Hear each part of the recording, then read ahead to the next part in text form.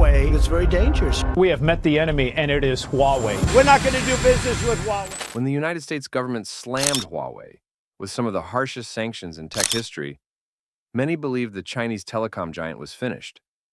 Without access to Google's ecosystem, Gmail, YouTube, Maps, and especially the Android App Store, analysts predicted Huawei's smartphones would collapse in global markets. After all, in the modern digital world, what is a phone without apps? But instead of crumbling, Huawei fought back. In a twist few saw coming, the company didn't just survive. It began creating a parallel digital universe, one powerful enough to rival Google itself. And now, as Huawei announces bold new technologies, one question looms. Has Huawei officially replaced Google? Introduction: a company under siege. Huawei wasn't always viewed as a symbol of resistance. Just a decade ago, it was celebrated for producing sleek smartphones and cutting-edge telecom equipment. By 2018, it had overtaken Apple to become the world's second-largest smartphone maker. But its rapid growth brought it under the spotlight of U.S. regulators, who accused the company of being a national security threat. In 2019, the Trump administration placed Huawei on the Entity List, effectively banning U.S. companies from selling software or hardware to it without special approval. The most devastating blow? Losing access to Google Mobile Services, GMS. Suddenly, Huawei's flagship smartphones were stripped of Gmail, YouTube, Google Maps, and the Play Store. Consumers outside China were skeptical. Why buy a phone if you can't access your favorite apps? Many experts said this was a death sentence for Huawei's global ambitions. But Huawei refused to die. The birth of HarmonyOS. Facing a technological blockade, Huawei accelerated work on something it had quietly been developing: HarmonyOS. Launched in 2019, HarmonyOS was pitched not just as an Android replacement, but as the foundation for an entire ecosystem: phones, smart TVs, watches, IoT devices, and even cars. Unlike Android, which was designed primarily for phones, HarmonyOS promised seamless AI-powered integration across devices. In practice, HarmonyOS allowed users to control multiple devices from one screen, creating what Huawei called a super device. The idea was to make phones just one piece of a much larger puzzle, a digital lifestyle without Google. At first, critics dismissed it as a desperate move. But Huawei kept improving the system, pouring billions into R&D. By 2023, HarmonyOS had more than 700 million users, making it the third most widely used mobile operating system after Android and iOS. Building AppGallery, the Google Play alternative. Operating systems are useless without apps, so Huawei launched AppGallery, its answer to the Google Play Store. At first, AppGallery was mocked for its lack of major Western apps. But Huawei played the long game, offering billions in incentives to developers worldwide. Slowly, apps began trickling in. The company also created Pedal Search, a tool that lets users find APK versions of popular apps outside AppGallery, bypassing restrictions. By 2025, AppGallery boasted over 600 million active users and hundreds of thousands of apps. While it still lacked some U.S. services, Huawei filled the gaps with its own alternatives: Pedal Maps instead of Google Maps, Pedal Mail instead of Gmail, Huawei Video and Music, instead of YouTube and Google Music, Huawei Wallet for payments. Bit by bit, Huawei was building a digital empire where Google simply wasn't needed. China's secret weapon, the home market. One major reason Huawei survived was its domestic dominance. Even after sanctions, Huawei commanded loyalty inside China. Chinese consumers didn't rely on Google apps anyway. They used WeChat, Baidu, and local services. For them, losing Google wasn't a problem. In fact, the sanctions made Huawei a patriotic brand, boosting sales at home. This massive domestic base gave Huawei financial breathing room to continue innovating globally.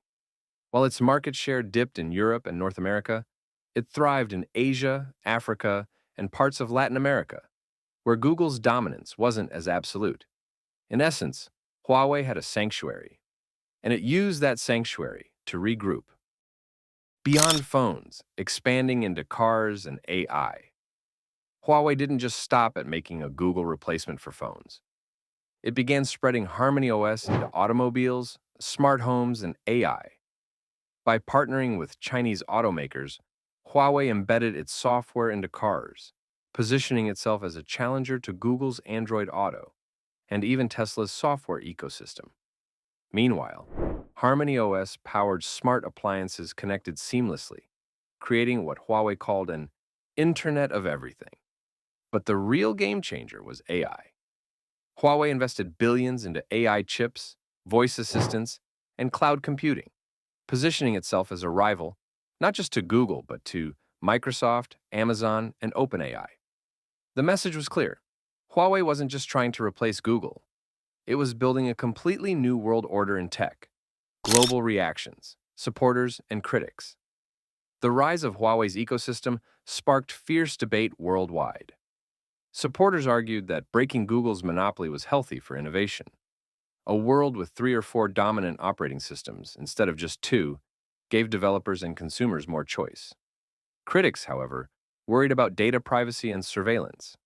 Western governments claimed Huawei's close ties to Beijing made its ecosystem a tool for state control.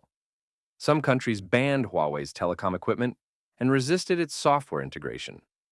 Yet despite political opposition, Huawei's user base kept growing. And for millions of people in Asia, Africa, and the Middle East, the question wasn't, can Huawei replace Google? But rather, why do we even need Google? The bigger picture, tech wars and geopolitics. Huawei's rise isn't just a business story, it's a geopolitical one. For decades, the US dominated global technology through companies like Apple, Google, Microsoft, and Amazon. By cutting Huawei off, Washington hoped to protect that dominance.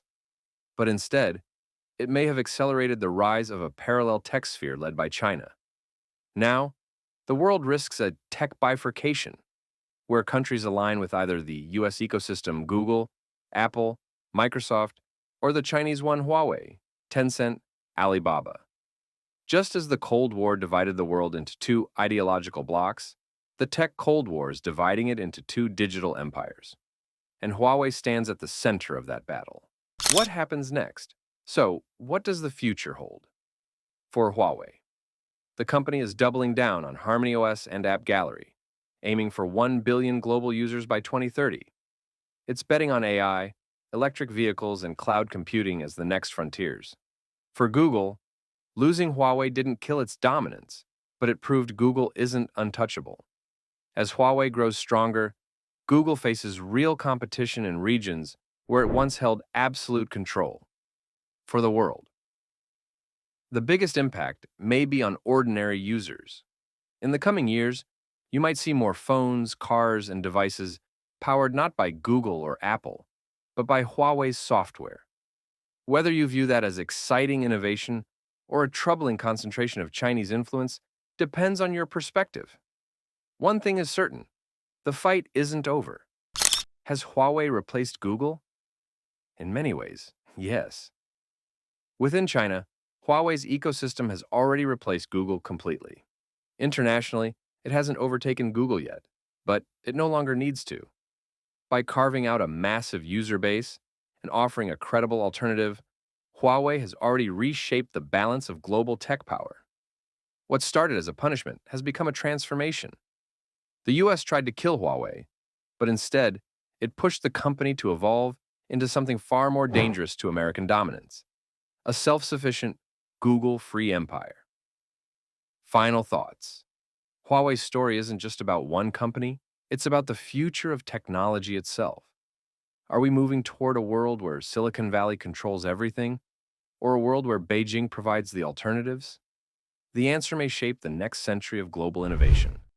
If you found this breakdown eye-opening, make sure to hit that like button, subscribe for more deep dive stories on tech and geopolitics, and drop a comment below. Do you think Huawei's rise is good for global competition or a threat to digital freedom? Your thoughts could shape our next video.